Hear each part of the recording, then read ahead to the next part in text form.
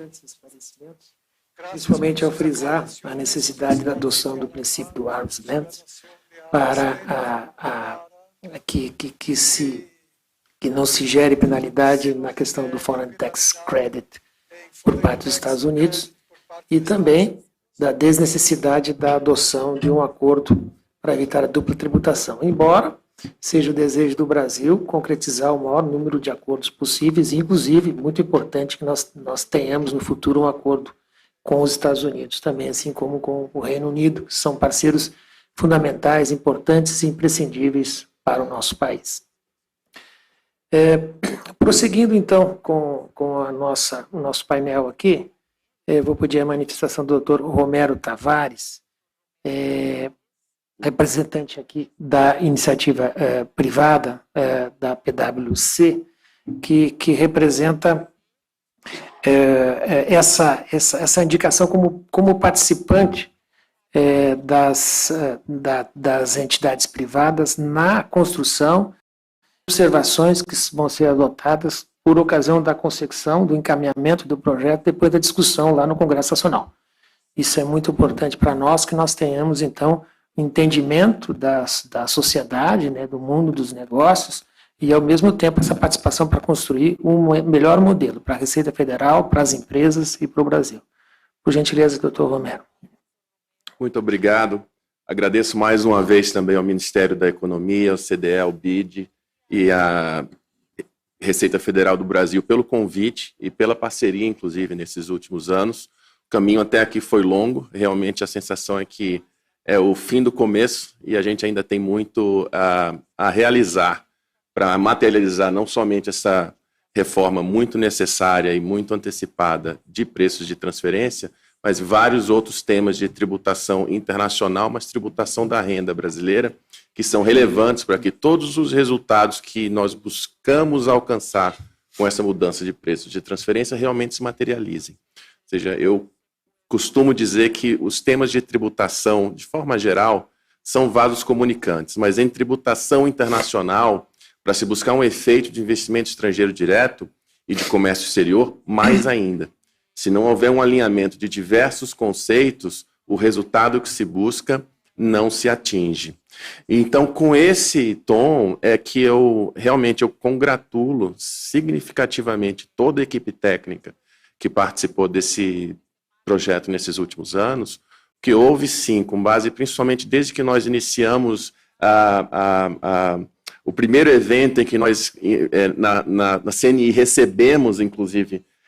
digamos, o grupo de trabalho para dar publicidade ao que iria ser feito com o engajamento da iniciativa privada, havia naquele momento ainda dúvidas quanto a os prós e contras da legislação brasileira, seja no aspecto de realmente existência de dupla tributação, seja em que medida poderia eventualmente ocasionar ou permitir uma dupla não tributação. O trabalho foi duro em 2018, 2019, e as conclusões foram claras, ou seja, as evidências foram produzidas, que de fato o Brasil perde com o sistema atual não convergente com o princípio arm's length, que de fato há diversas hipóteses de dupla tributação que se materializam para determinados tipos de investimento estrangeiro direto e há diversos tipos de investimento estrangeiro direto que não acontecem porque se acontecessem haveria a dupla tributação. Então, quando nós estudamos o estoque de investimento estrangeiro recebido pelo país, temos mais de 700 bilhões, que é muito pouco relativamente ao PIB brasileiro e aos potenciais de produção da indústria nacional, inclusive. Ou seja, a maioria do nosso estoque de investimento estrangeiro direto diz respeito ou à busca por recursos naturais, natureza, commodities, ou então ao consumo interno, ao mercado interno. E isso nos deixa subaproveitados, subutilizados, seja no nosso capital humano, seja nos nossos recursos produtivos mesmo, capital, trabalho, terra, etc. Então, com isso, a gente não recebe o que mundo afora, é uma parcela significativa dos fluxos de capitais de longo prazo, que são aqueles que buscam eficiência, que são voltados para a exportação, que buscam atividades intermediárias de serviços de alto valor agregado, de industrialização intermediária, de fragmentação, de inserção na fragmentação das cadeias globais de valor.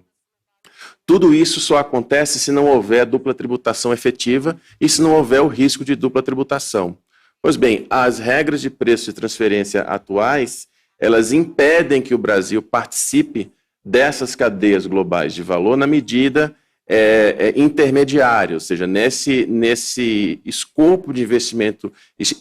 estrangeiro que não é na origem do recurso natural e que também não é no final, na entrega de um produto final para o consumidor. Ou seja, tem um enorme universo de crescimento que o Brasil simplesmente não participa porque ele continua desintegrado da economia global. Então, nós não participamos da globalização que aconteceu nos últimos 30, 40 anos como poderíamos. Nós trabalhamos com uma economia muito grande, mas muito fechada. Então, na medida em que haja essa convergência, seja aos padrões de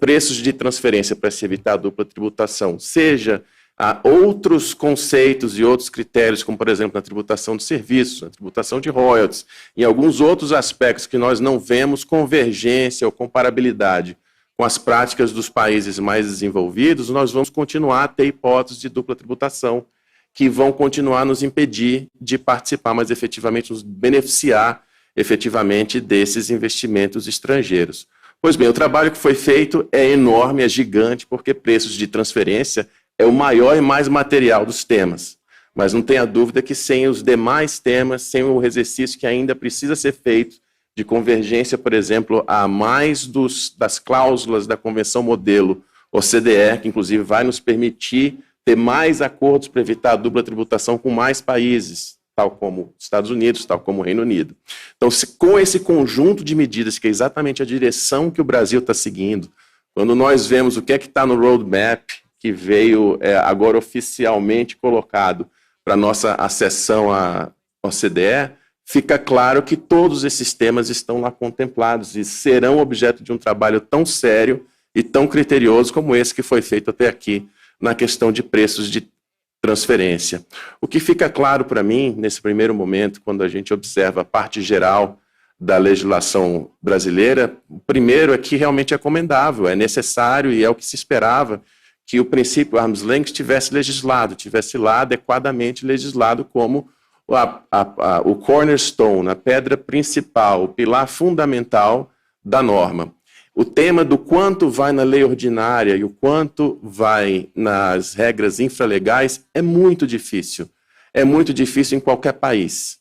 Num país onde você tem uma rede de tratados para evitar a dupla tributação já vasta, onde você tenha mecanismos de solução de controvérsias amplos, não apenas judiciais, mas extrajudiciais, onde você tem a possibilidade de transação, é muito mais fácil você trabalhar com legislação infralegal, a normatização infralegal, sendo mais abundante e a norma posta em lei ordinária sendo mais econômica, como é o caso dos Estados Unidos. O famoso Section 482, está lá, é a pedra fundamental, é o equivalente ao artigo 9 dos nossos tratados que trazem o princípio e aonde a regra infralegal normatiza absolutamente ou quase tudo, mas nessa hierarquia muito nítida e muito clara que ela não relativiza o princípio arm's length, ela interpreta e aplica. No nosso caso de outros países, onde talvez não haja o mesmo ambiente de resolução de controvérsias, de interação, de colaboração fisco-contribuinte, se percebe uma necessidade, uma intenção e há uma decisão de que o modelo legislativo seja mais extenso. No Brasil não é único nisso. São vários países que fazem assim também. Por um lado, isso vai, de fato, na medida em que se cristalize em lei o que é o estado atual, o estado da arte, na aplicação e na interpretação do princípio arm's length, isso é muito bom, traz uma segurança jurídica importante no momento inicial. Porém, e é sabido por todos que fazem parte desse processo, as diretrizes interpretativas são dinâmicas. Elas vivem em constante evolução, seja no ambiente OCDE, seja nas práticas dos países membros. Então, isso vai requerer uma vigilância, uma diligência constante do governo brasileiro, representado tanto no executivo quanto no legislativo, para evitar que a nossa regra eventualmente deixe de estar alinhada com o princípio arm's length, simplesmente com o passar do tempo. Caso a interpretação evolua entre os países membros da OCDE e aquela interpretação não necessariamente coadune com o que tenha sido legislado. A gente pode acabar ficando, de certa forma, engessado, com uma interpretação que eventualmente se desatualize. Então, essa é uma preocupação que está sendo considerada, está sendo trabalhada com muito afinco, e essa foi uma das principais razões das várias consultas, das várias reuniões que continuam a ser realizadas entre a Receita Federal e diversas entidades, associações, etc., para justamente buscar esse equilíbrio entre o que pode ser legislado, o que funciona em sendo legislado, que traz segurança jurídica e que não desalinha com a aplicação atual no ambiente OCDE do princípio arm's length e o que não dá para ser legislado. Preocupa, por exemplo, quando a gente traz para a lei ordinária conceitos como das opções realisticamente disponíveis. É um conceito que, se bem hierarquizado na norma como sujeito ao princípio arm's length, ele, obviamente, ele pode ser útil, pode ser muito bem praticado, mas, por outro lado, ele pode ganhar uma vida, pode ganhar uma vida própria.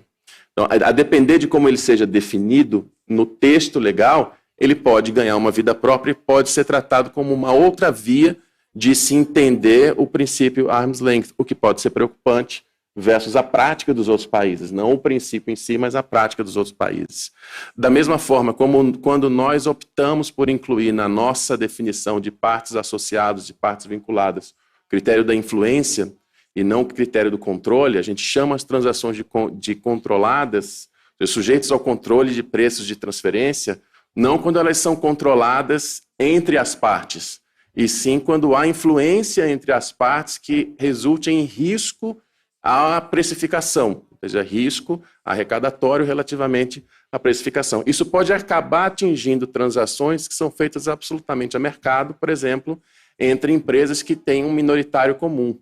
que são eventualmente coligadas através de um minoritário, e podem enquadrar-se como situações de transações controladas na legislação brasileira, onde talvez na legislação da maioria dos países membros da OCDE, não vou me arriscar a dizer que em todos, não seriam transações sujeitas ao controle. E em se sabendo que o controle em si é uma caixa de ferramentas, ele não é uma expressão do mercado, ele é uma excelente caixa de ferramentas para se buscar proxies, para se buscar comparáveis, para se buscar parâmetros inspirados no mercado com base numa metodologia de comparabilidade. Se você aplica essa metodologia, essa caixa de ferramentas para transações de mercado real, não necessariamente os números vão se alinhar. E você pode acabar tendo ajustes impostos a transações que são feitas com conflito de interesses entre as partes, onde as partes já barganharam pelo lucro. Então, de novo, temos algumas preocupações relativamente à amplitude dos testes, na medida em que, eventualmente, eles fujam ao que seja a aplicação do arm's length, onde há uma situação de efetivo risco de transferência de lucro entre partes sob controle comum. Então, esses pontos todos não diminuem de forma alguma o brilho do trabalho que foi feito até aqui, o tamanho do que foi realizado já com esse trabalho que foi feito até aqui, mas na nossa visão eles requerem que haja essa continuidade, ou seja, o trabalho agora que ele se materializa em detalhes no texto legal e principalmente também no texto infralegal, a gente tem que continuar trabalhando muito proximamente para evitar, inclusive, que na questão do Foreign Tax Credit, eventualmente, a gente continue com algum tipo de desalinhamento. Como bem colocado aqui pelo Joseph, que, muito embora a gente entenda que está aplicando o arm's length, se essencialmente houver situações em que ele não esteja sendo aplicado na visão dos Estados Unidos, com base nas práticas internacionais, a gente pode continuar tendo problema de não creditamento pelo nexo de atribuição. E antes dele, somente para fechar nos meus 2 minutos finais, e somente para enfatizar mais um tema tocado pelo Joseph, é o seguinte, é fato que a legislação, as regras americanas novas, elas tiveram por conclusão uma nova abordagem para atribuição de nexo fiscal, ou seja, fonte. Então, tanto para retenção na fonte, que é um tributo que se aplica em substituição a um tributo sobre a renda de um residente, quanto para o teste da tributação do residente, se ele se aplica com a atribuição de fonte correta, de fonte produtora correta, aí que entra o arm's length. Essa é a parte final. Na parte inicial, você tem que ter todas as definições. O que é o imposto? É o imposto de renda ou não é? Ele se aplica sobre lucro líquido ou não? A legislação americana é muito sofisticada nesse sentido. E há uma salvaguarda dessa análise para os países com os quais os Estados Unidos já têm tratado em vigor. Então, uma parte imensa da análise simplesmente não precisa ser feita relativamente à qualificação do tributo como imposto de renda para diversos países, para a maioria deles. E eu diria que o maior dos países, em termos de tamanho de economia, mas também volume de negócio com os Estados Unidos, que não tem essa salvaguarda, é o Brasil. Então, muito embora não seja de fato necessário que haja um tratado para ver o crédito, em não havendo o tratado e em sendo feita essa análise de diferenças de base de cálculo, que é feita necessariamente com o Brasil, nós podemos ter um problema de qualificação do imposto como não ser um imposto de renda. E aí, com isso, mesmo que tenhamos o alinhamento do arm's length, continuamos a ter o problema do não creditamento do imposto brasileiro lá fora. Então, de novo, encerrando aqui a minha fala, a felicitação é imensa,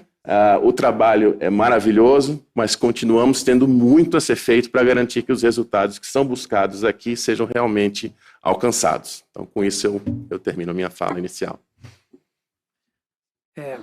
Obrigado, Romero. Podemos resumir a sua fala numa frase muito direta que diz que o diabo mora nos detalhes, né? No ajuste fino, na aplicação da norma, e também não podemos esquecer no que diz respeito à capacitação e treinamento das equipes que vão trabalhar com esse sistema, tanto por parte da administração tributária como por parte dos contribuintes. Não tenha dúvida. Isso realmente vai demandar esse preparo, né? Essa